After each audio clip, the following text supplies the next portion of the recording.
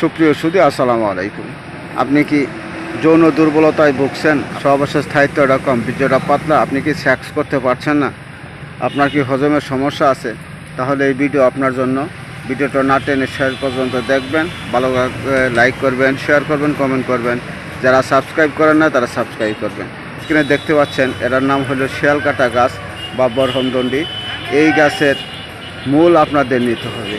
এই গাছের মূল নেবেন 50 গ্রাম। এই গাছের মূল 50 গ্রাম নিয়ে এটার সাথে 10 গ্রাম লবঙ্গ, 10 গ্রাম জৈত্রী, 10 গ্রাম জায়ফল, এই সমুদয় একত্র করে শিলপাটায় বেটে ছোটো ছোটো করে ট্যাবলেট বানাবেন।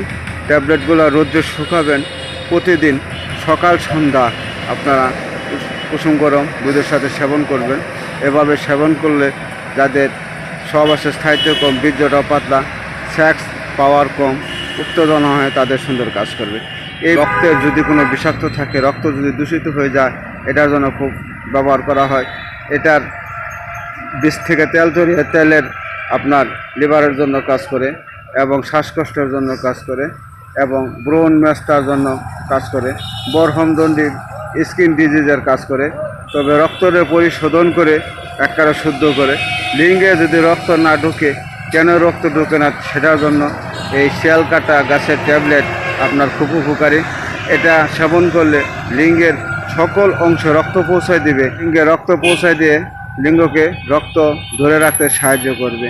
সকলের সুস্বাস্থ্য মঙ্গল কামনা করে আজ এখানে শেষ করছি। আসসালামু আলাইকুম ওয়া রাহমাতুল্লাহ।